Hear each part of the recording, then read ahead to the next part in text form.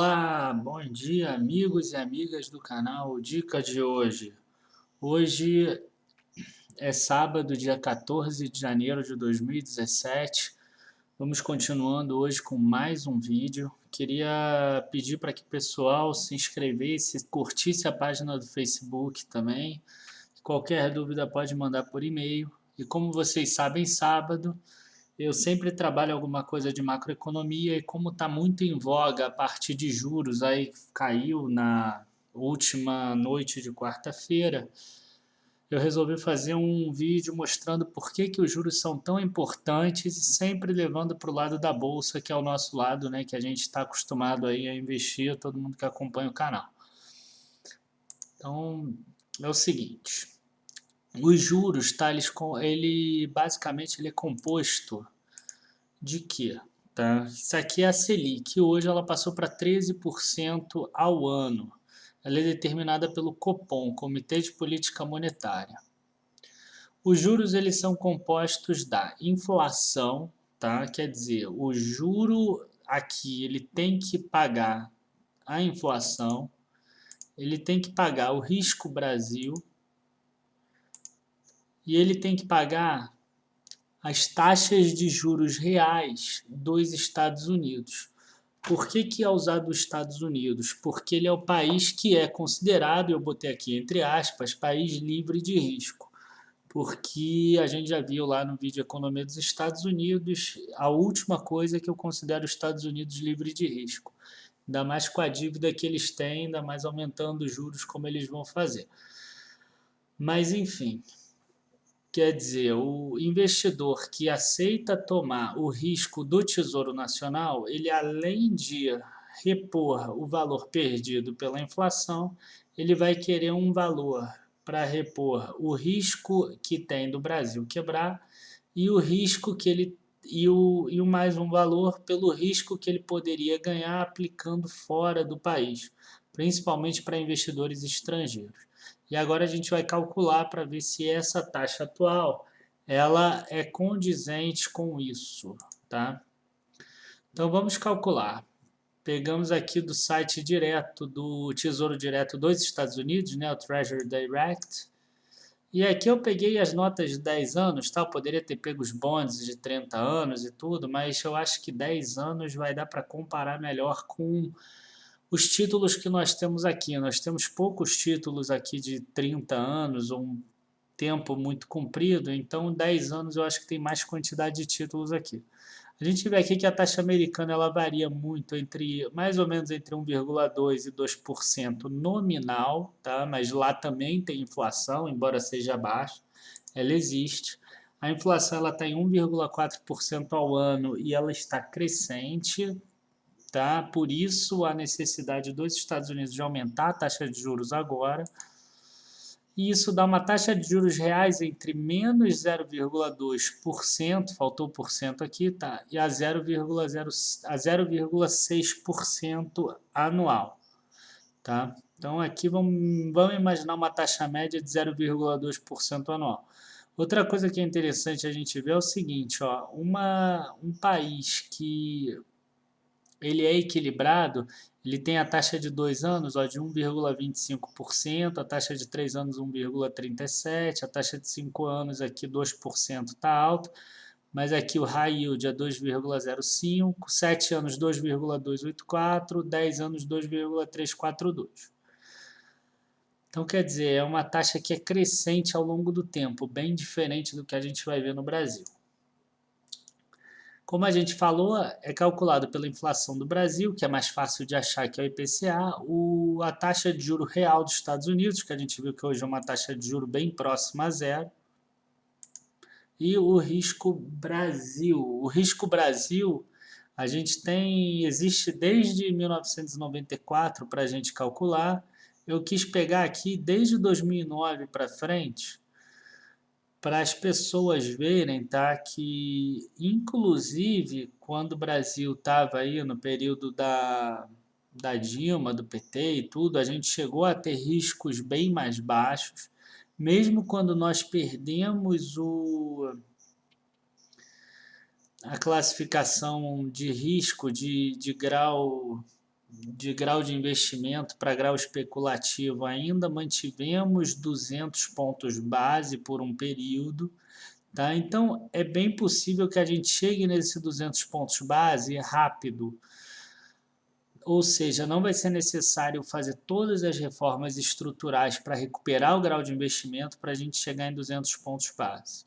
Para chegar nesse nível aqui de 130, 120 pontos base, aí sim vai ser necessário recuperar o grau de investimento, e aí demanda um tempo um pouco maior, porque aí o Brasil vai ter que fazer as reformas necessárias, vai precisar não gerar mais déficit, gerar o superávit primário e gerar outras condições, como, por exemplo, a dívida pública tem que começar a reduzir em relação ao percentual do PIB, e isso vai ser uma questão mais de longo prazo, mas eu acredito que do 300 pontos base até o 200 pontos base, a gente tem um caminho mais livre, mais aberto, para a gente chegar mais rápido.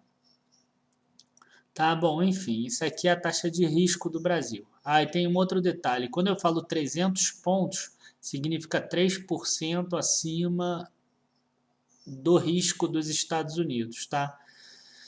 Quando eu falo 200 pontos, é 2% acima do risco. Aqui, no auge do problema, em fevereiro desse ano, lá do impeachment, do não impeachment, a gente chegou em quase 600 pontos. Quer dizer, que precisava ter quase 6%. Então, vamos aos cálculos agora. A gente já tem todas as variáveis calculadas. Então, agora a gente só precisa juntar tudo. O risco atual, o valor da Selic atual calculada, tá? Risco Brasil, a gente viu 300 pontos, quer dizer, 3%. Juro dos Estados Unidos médio, 0,2%, aí nos 10 anos, nesse mix que a gente fez. IPCA atual, 6,29%. Estou tentando fazer cálculos mais simples aí para o pessoal ver, tá? Para ter uma ideia mais ou menos de como funciona. Taxa atual calculada não é a soma dos três, tá? Pode enganar as pessoas acharem que é somar, ó. 6,29 mais 3 mais 0,2, aí daria 9,49. Não é assim que se calcula. Você tem que multiplicar os termos, tá? É composto sempre. Então, 1,0629 da IPCA mais vezes 1,03 do Risco Brasil, vezes 1,002 dos juros reais dos Estados Unidos, a gente chega em 1,097 ou 9,70%. Quer dizer, como a taxa hoje está em 13%, como a gente viu no início do vídeo, existe espaço para cair 3,30%. E por que não cai então? Porque o Banco Central e o Copom, né, basicamente o Copom, ele precisa mostrar que o Brasil agora está austero, que o Brasil ele está agora seguindo uma política mais ortodoxa. O Brasil ele seguiu muito tempo políticas erradas em termos de macroeconomia mesmo, em termos de políticas públicas, de qual seria a melhor estratégia para o Brasil. Então agora a gente está precisando retomar a confiança do investidor estrangeiro, mostrar que o Brasil está fazendo o dever de casa. Então precisa ser um pouco mais austero, tá? Na nossa gíria aí é mais rocks, e é isso, é um preço que o Brasil está pagando, as empresas do Brasil estão pagando e os contribuintes do Brasil também estão pagando, né? Afinal, o Brasil paga a dívida com o dinheiro do nosso imposto. Agora vamos fazer uma projeção para o fim de 2017. Tá? Vamos imaginar que o risco Brasil tem aquele caminho mais livre até 2%. Os juros nos Estados Unidos devem subir, como a gente está vendo, então os juros reais devem subir também para segurar a inflação. Isso vai fazer com que o juro real suba. Eu estou calculando aí 0,6%. Isso vai atrapalhar um pouco o Brasil. É o que a gente fala, né, que o juro lá sobe, então o dinheiro sai do Brasil e vai para os Estados Unidos. Mas em compensação, a gente vai ver que a parcela do risco Brasil e a parcela da diminuição do IPCA vai fazer com que o dinheiro volte para cá. Essa quantidade aqui do juro real dos Estados Unidos é bem pequena em relação às melhoras que o Brasil pode ter internamente, tá? E é o que a gente vai calcular aqui. Quer dizer, a taxa no fim de 2017, seguindo a mesma teoria aqui de multiplicar um pelo outro, daria 7,55%. Tá? Esse 4,81% é tirado do boletim Focus, é um boletim que é uma média de todas as empresas, todas as agências de consultoria que o Banco Central ele pede para que elas façam previsões para o final de 2017. Eles pegam ou a média ou a mediana, agora eu não lembro direito, mas sai toda segunda-feira pela manhã. Quer dizer, existiria espaço para cair a taxa atual para mais 5,45% em relação aos 13%.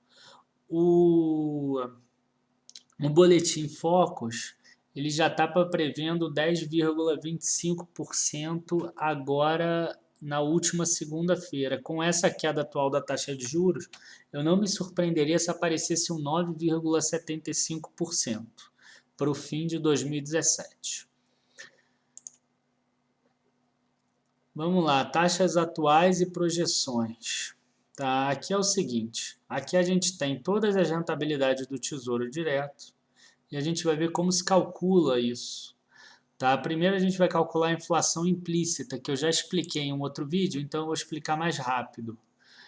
Aqui a gente tem a inflação de longo prazo, a inflação implícita de longo prazo, a gente pega o pré-fixado mais longo aqui de 2027, que é 10,98, e pega o IPCA mais longo de 5,58 aqui, no caso, sem juros. Se a gente pegar 5,56 aqui, também não mudaria muito. Então, a gente tem uma inflação implícita de 5,11%. Como a projeção é 4,81, ela tem como cair um pouco. A inflação de médio prazo, a gente pega o 11,03, divide por 5,62, que são os dois de médio prazo, 2023 e 2024, e chega em 5,12%. Agora, olha o curto prazo, o que já aconteceu. Ele já foi precificado 10,43, que está a taxa de curto prazo 2019, contra o IPCA mais 2019 5,42, que dá 4,75%. Então, curto prazo já foi precificado, inclusive em relação à inflação implícita. Se a gente aplica nas taxas mais longas, nesse período de queda dos juros, tá? De expectativa de queda dos juros, que é melhor, não é sempre que cai o juro que cai a taxa, mas de expectativa de queda de juros, a gente tem uma melhor rentabilidade nos títulos mais longos. Além disso, a gente ainda tem uma inflação implícita maior nos títulos mais longos. Então, na minha opinião, não tem motivo da pessoa aplicar nos títulos de curto prazo. Tá? Se for aplicar no título de curto prazo porque precisa do dinheiro, tem que ser esse aqui de inflação, não pode ser esse pré-fixado. Esse aqui já cedeu muito mais, é só a gente comparar. Bom, aqui a gente já falou que a projeção IPCA do fim do ano. E agora vamos entrar na segunda parte do vídeo. Agora que a gente já sabe uma boa parte, pelo menos uma noção básica do que é os juros, de como ele se movimenta, como ele é precificado, tá? Como isso afeta inclusive o mundo todo, como uma mudança nos Estados Unidos muda aqui no Brasil, às vezes uma mudança na própria Rússia ou na África do Sul ou na Tailândia afeta o Brasil porque o dinheiro sai de um lugar e ele vai para o lugar onde está dando a melhor taxa de juro real em relação ao risco. E às vezes em outro lugar está dando mais do que o Brasil, então o dinheiro vai para lá. Entendeu? Então, a gente já viu como isso tudo afeta, então agora vamos ver como é que os juros afetam aqui dentro do mercado interno, dentro da Bolsa de Valores. Prioritariamente, ele afeta de três formas. Tá? Nós próprios, investidores e investidores institucionais, que buscam retornos maiores que a renda fixa, e a gente vai ver cada uma delas.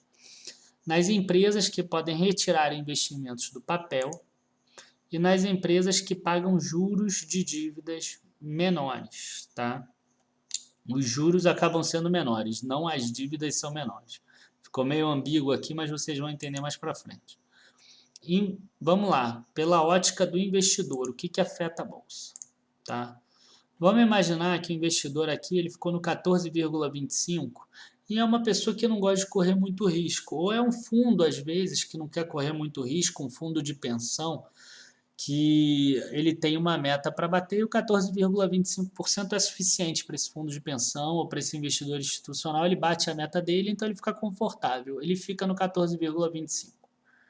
Aí o que acontece? A projeção para o fim de 2017, 10,25%. Projeção para o fim de 2018, 8,5%. Isso dá 6,8% líquido, se você calcular 20%, uma aplicação de um ano. E aí o que acontece?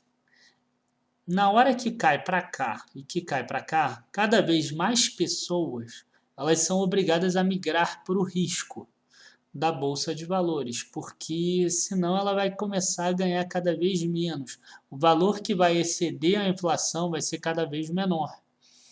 E aí elas acabam partindo para a bolsa acaba tendo mais liquidez, tendo mais procura pelas suas ações.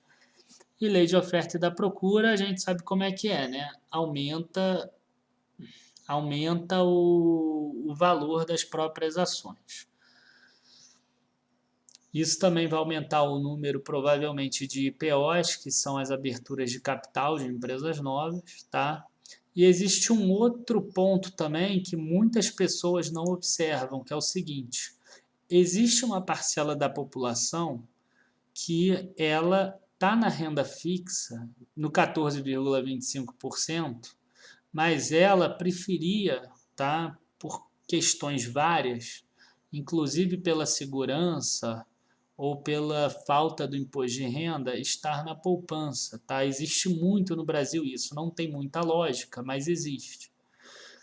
E aí ela aceita correr o risco da renda fixa no 14,25%. Quando a renda fixa chega no 8,5%, que só dá 6,8% líquido, a poupança passa a render muitas vezes até mais do que a própria renda fixa se a pessoa for uma pessoa mais desligada, que está num fundo aí que cobra 2% ao ano de taxa de administração, ou até 3%. Então, acaba que existe uma migração para a Bolsa e existe uma migração dessas pessoas também para a poupança, principalmente as que investem nesses fundos de varejo desses bancos grandes. E aí o que acontece quando aumenta a quantidade de dinheiro que a poupança recebe?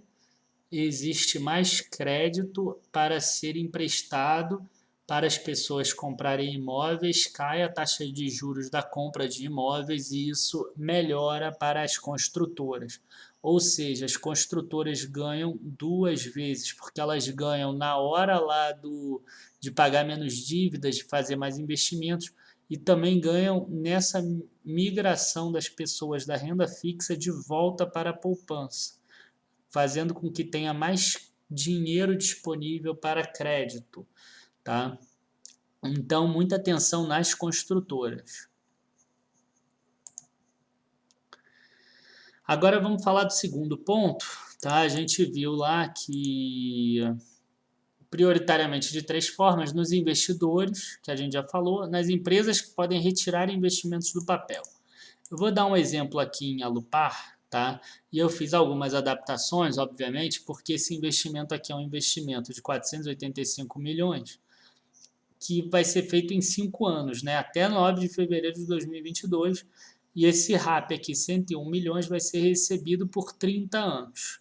Ficaria enorme se eu fizesse isso dessa forma, então eu vou dar um exemplo aqui menor, mas vocês vão entender a lógica, tá? A dinâmica da coisa.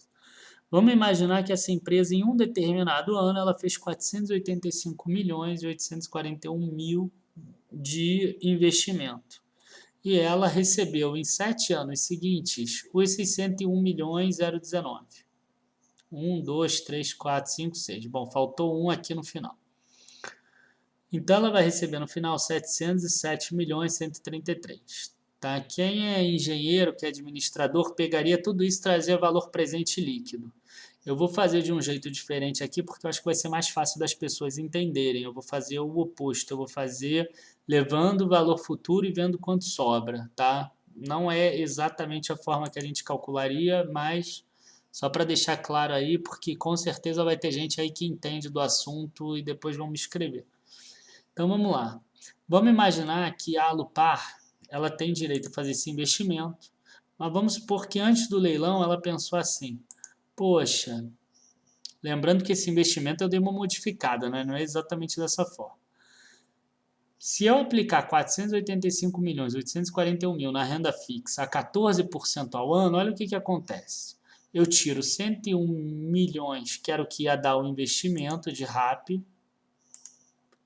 e vai me sobrar 453 milhões, porque esse valor vai render 14%, eu tiro 101, sobra isso. Aí esse valor vai render 14%, eu tiro 101, sobra isso, e assim por diante.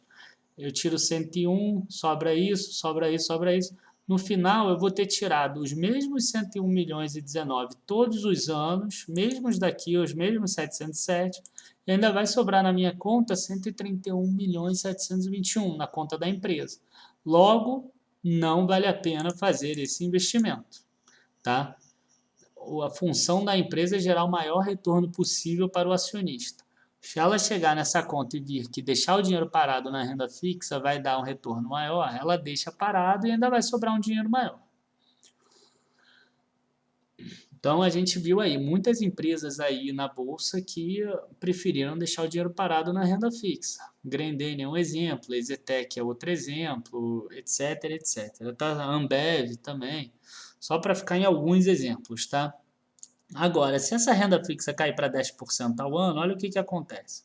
485 milhões mais 10% vai dar um valor, menos 101 milhões vai dar 433 mil. Aí, vezes 10%, menos 101 milhões dá 375 milhões. E assim por diante. Chegou no final, dá menos 11 milhões. Quer dizer, essa situação aqui de renda fixa 10% ao ano dá menos dinheiro para a empresa do que ela trabalhar e ganhar o RAP, tá?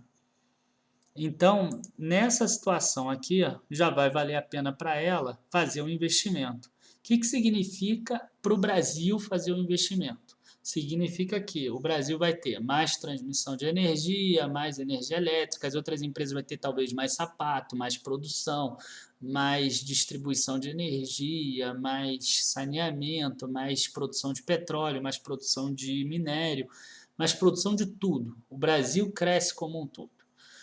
E outra questão também importante é que gera mais emprego, obviamente, e arrecada-se mais imposto, tá?